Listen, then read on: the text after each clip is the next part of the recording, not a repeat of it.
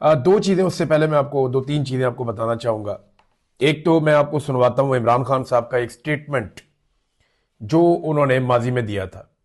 जो इमरान खान साहब ने कहा था ना, वो एग्जैक्टली वैसे ही इस वक्त पाकिस्तान में हो रहा है। इमरान खान साहब ने 15 मई 2022 को ये बात कही थी। तो जो इमरान खान ने कहा था, जरा आप सुने। अब ये जाएंगे अमेरिका के पास, अमेरिका के पास जाके कहेंगे कि खुदा के वास्ते हमें बचा लो, नहीं तो इमरान खान वापस आ जाएगा। जब अमेरिकन अगर इनकी मदद करेंगे, कभी भी अमेरिकी मदद नहीं करेंगे जब तक वो इनके गले में जंजीर पूरी तरह टाइट करके नहीं डालेंगे। वो उनको कहेंगे कश्मीर को भूल जाओ, फलस्तीनियों के लिए मुंह ना खोलो, जो मर्जी इसराइल करे फलस्तीनियों से चुप करो। अगर रूस 30% कम पे तेल दे रहा है तो आपने नहीं लेना, क्योंकि आप हमारे गुलाम हैं। अगर आपने 30 लाख टन गंदम आपको जरूरत है, आप रूस से नहीं ले सकते। अगर आपने पाकिस्तान को अगर ईरान से सस्ती गैस मिलेगी, वो कहेंगे हमने आपको इजाजत नहीं दी। देखिए, इमरान खान साहब ने जो जो बातें की ना, वो एग्जैक्टली वैसी ही साबित हुई हैं। मुझे हैरत होती है कि ये एक ऐसा सियासी पंडित है इमरान खान, कि उसने जो बात कही वो वक्त गुजरने के साथ साबित हुई। मैं कुछ मनाजिर देख रहा था और कुछ मैं ऑडियोज और वीडियो सुन रहा था। मैंने मौलाना फजलुर रहमान को सुना इमरान खान साहब के दौरे हुकूमत में, जब फलस्तीन को तस्लीम करने के हवाले से किसी अमन बोर्ड का हिस्सा भी पाकिस्तान नहीं बना था। उस वक्त पाकिस्तान इसराइल के साथ किसी वर्किंग रिलेशनशिप में भी नहीं आया था। तो एक आधी कोई जाली खबर किसी ने चलवाई, तो फजलुर रहमान साहब की गरज चमक ही कुछ और थी। गरज रहे थे, बरस रहे थे। फजलुर रहमान साहब की आवाज में वो जोश खिताबत था कि मैं सुनकर अभी हैरान हो रहा था। लेकिन अभी अगर फजलुर रहमान साहब जब बात करते हैं तो ऐसा लगता है मिर्गी का दौरा पड़ा हुआ है। इतनी लो टून में, इतनी आहिस्ता आहिस्ता रफ्ता, इतनी लो टून में, इतनी आहिस्ता आहिस्ता रफ्ता रफ्ता, सोच सोच कर बिल्कुल ऐसे घिसट घिसट के वो अल्फाज बोलते हैं। क्या वजह है? इमरान खान के दौर में तो ये शख्स बहुत गुस्से में रहता था, बहुत जज्बात में रहता था। जज्बात भड़कते रहते थे कि ये कर दिया जी इसराइल के लिए, वो कर दिया जी, और यहूदी एजेंट का ये कार्ड लेके फिरते थे हर जगह। अभी जबान जो है वो मुंह के अंदर बंद है और बोलने की जरूरत भी नहीं है। वजह यह है कि जिन्होंने आज तक फजलुर रहमान साहब को पाला है, जिन्होंने पाल पोस के इतना बड़ा किया है, फजलुर रहमान साहब उनके खिलाफ बेवफाई नहीं कर सकते। फजलुर रहमान साहब एजेंसियों के बहुत वफादार आदमी है और वो वैसी हरकत नहीं करेंगे जैसी आजाद सियासतदान कर सकते हैं। नाज़रीन, ये कुछ मनाजिर हैं जो मैंने देखे, इस वक्त भी मेरे सामने चल रहे हैं। मैंने देखते हुए मुझे तकलीफ हुई। देखिए, पाकिस्तान का दावा गया, पाकिस्तान कहता है जी हम इसलिए गए गजा अमन बोर्ड के अंदर कि हम एक नस्लकुशी को रोकना चाहते हैं। हम ये चाहते हैं कि नस्लकुशी ना हो, जो जुल्म और ज्यादती फलस्तीनियों के ऊपर हो रही है वो बंद हो जाए। ये पाकिस्तान का दावा है ना। लेकिन फील्ड मार्शल और शहबाज शरीफ ने वहां पे जो मुलाकातें की हैं और जो इवेंट के अंदर उनकी शिरकत है, उसमें एक मिनट के लिए भी उनके चेहरे पे संजीदगी नहीं थी। मुस्कुराहटें, कह कहे, खिलखिलाकर हंसना, खुश होना, यानी उनकी बाछियां खिली हुई थी। आप किसी मर्ग वाली जगह पे जाएं या किसी दुख वाली जगह पे जाएं या किसी तकलीफ वाली जगह पे जाएं, तो क्या आप ऐसे हंसते हैं? आप ऐसे इंजॉय करते हैं? या आपकी ऐसी बॉडी लैंग्वेज होती है? एहसास ही नहीं है। मिसाल के तौर पे झगड़ा हो गया दो ग्रुप्स के बीच में, एक ग्रुप के 70-80 हजार बंदे मर गए। अब वो ग्रुप के लोग सुलह करने के लिए बैठे हैं और जंग बंदी और लड़ाई बंद करने के लिए वहां बैठे हैं, और जिनके बंदे मरे हैं वो खिलखिला के हंस रहे हैं। आप फलस्तीनियों को क्या पैगाम दे रहे हैं? ये दांत वहां पे अंदर रखे जा सकते थे, थोड़ी देर के लिए संजीदगी इख्तियार की जा सकती थी, लेकिन जैसे ही इन्हें कोई छोटा मोटा लीडर मिल जाता है, इनकी बाछियां खिल जाती है, फोटो बन जाएगा, वीडियो बन जाएगी, आगे निकलो अच्छा टिकटॉक बन जाएगा। तो सारे ही टिकटॉक पे लगे हुए हैं। फलस्तीनियों की दिल आजारी की है इन्होंने वहां कह के लगा लगा के, जिस तरह ये लोगों को मिलते रहे, इनकी खुशी छुपाए नहीं छुप रही। अब पाकिस्तान और जो इसराइल का रिलेशन है ना, वो कैसा है मैं आपको बिल्कुल सादा कर देता हूं, पाकिस्तान के हर आदमी को समझ आ जाएगा।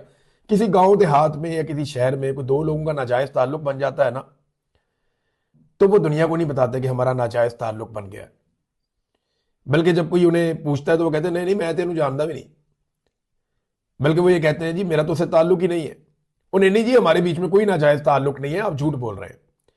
वो दो लोग तो बड़ी कामयाबी से अपना ताल्लुक छुपा रहे होते हैं, लेकिन पूरे गांव को और पूरे शहर को पता होता है कि इनका आपस में नाजायज ताल्लुक है। तो पाकिस्तान ने इसराइल से उस तरह का एक नाजायज ताल्लुक बना लिया। मैं मिसाल थोड़ी सी आपको और लगेगी, अजीब लगेगी, लेकिन वैसा ही है।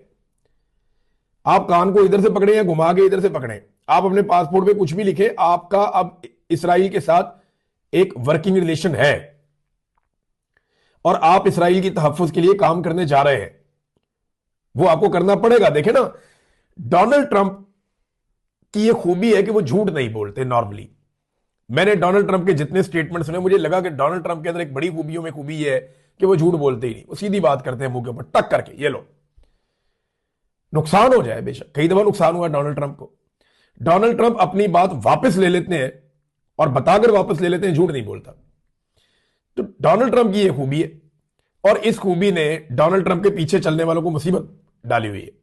डोनाल्ड ट्रंप अपने मुंह से बार बार कहता है कि मेरा जो गजा अमन बोर्ड है, इसका सबसे बड़ा मकसद हमास का सफाया और हमास को गैर मुसल्ला करना है फौरी तौर पे। नहीं, ये हमें करना पड़ेगा, हमास का खात्मा करेंगे। डोनाल्ड ट्रंप उसका अगला मिशन भी बताते हैं कौन करेगा, कैसे करेगा।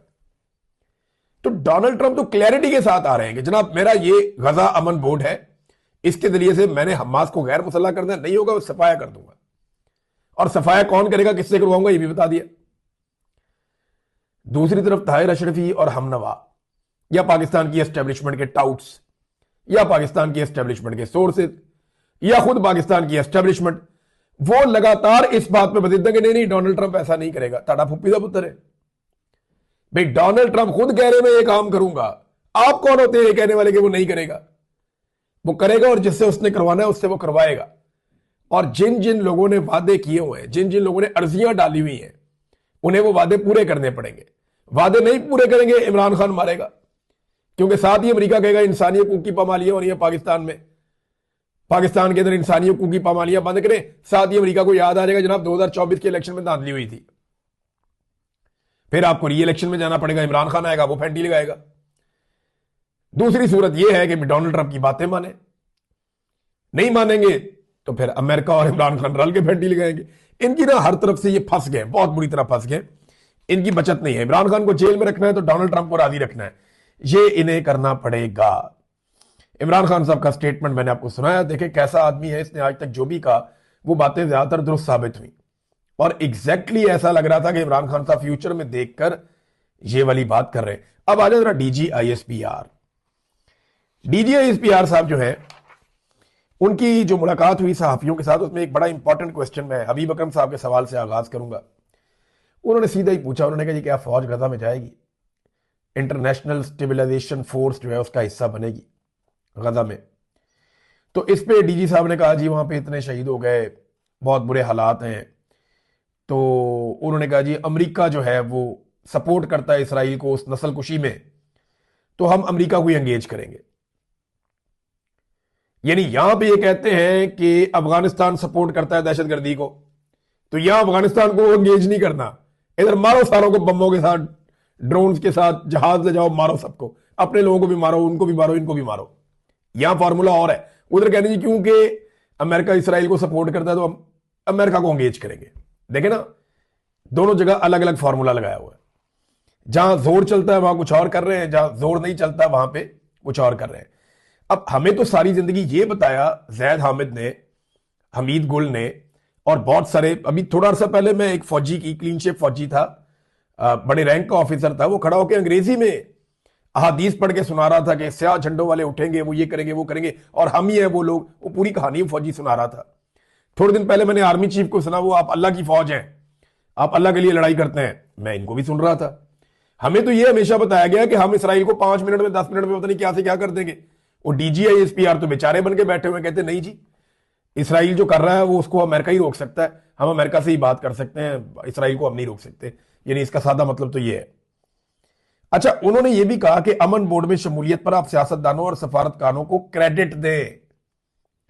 यानी पाकिस्तान की फौज या फौज के तर्जुमान वो इस अमन बोर्ड में पाकिस्तान की शमूलियत पर बहुत खुश हैं, और उन्होंने साफ कहा कि आप सियासतदानों को और सफारतकारों को इस पर क्रेडिट दें। ये जो इंटरनेशनल स्टेबलाइजेशन फोर्स है और ये बोर्ड, ये दो अलग अलग चीजें हैं। फिर उन्होंने एक और बात की, अब ये दावा है पाक फौज के तर्जुमान का। उन्होंने कहा जी हमास को गैर मुसल्ला करना और फलस्तीनियों से लड़ना हमारी रेड लाइन है, हम किसी सूरत ये नहीं होने देंगे, ना करेंगे। अब ये उन्होंने कह दिया ये नहीं होगा कि ना हम कभी हमास को गैर मुसल्ला करने में आएंगे, ना कभी हम फलस्तीनियों के साथ किसी कंफ्लिक्ट में आएंगे, ये हम नहीं करेंगे। ये बात डीजी आईएसपीआर ने कही। वैसे तो ये भी कहते हैं कि हमारा सियासत में कोई किरदार नहीं। ये जो भी कहते हैं, पहले ये कहते थे हम यरूशलेम फतह कर लेंगे, कश्मीर आजाद करवा लेंगे, तो इन्होंने बहुत झूठ बोले हुए या बहुत गलत बयानियां की हुई हैं। तो इस बयान के ऊपर हमें पता चल जाएगा कुछ अरसे में डीजी आईएसपीआर ने, अगर ये बयान अगर उनका है तो वो एक स्टेटमेंट जारी कर देना डीजी आईएसपीआर कि हमारा ये स्टेटमेंट है, हम कभी भी हमास को गैर मुसल्ला नहीं करेंगे, हमास की जो आजादी की जिद्दोजहद है हम उसके साथ खड़े हैं। ये वो कह देना, स्टेटमेंट करके दे, पता लग जाएगा सवेरे ट्रंप जो है वो कान पकड़वा देगा। लेकिन एक कार्रवाई जो की डीजी आईएसपीआर ने, जो असल कार्रवाई है, उन्होंने अमन बोर्ड में शमूलियत का फैसला करार दे दिया कि हुकूमत का है। जनाब ये इसमें हमारा कोई काम नहीं है, हुकूमत का फैसला है, और अगर फौज भेजी कभी हमने गाजा में तो यह फैसला भी हुकूमत का होगा। आसमा शरादी साहब ने सवाल किया कि मशरिक वस्ता के बाहर से कोई मुल्क आएगा, ट्रंप ये कहता है, और वो हमास का सफाया करेगा या उसे गैर मुसल्ला करेगा, तो पार्लिमान को नजरअंदाज आप लोगों ने किया इस फैसले में, जिससे शकूक व शुबहात पैदा हुए।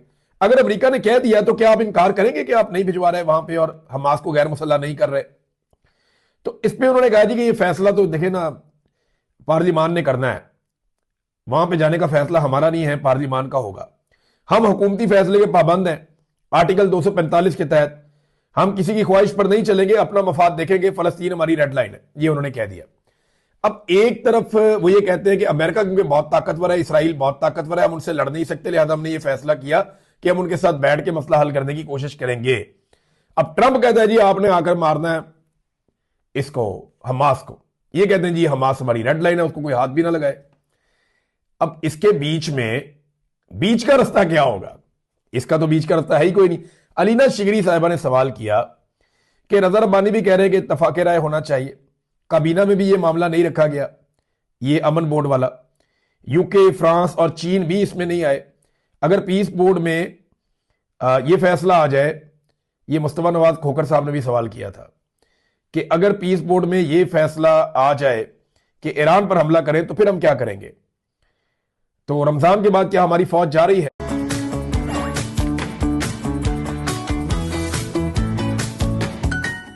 Here's your cat's nail. When you were trimming before, you probably hurt them because you couldn't see the quick.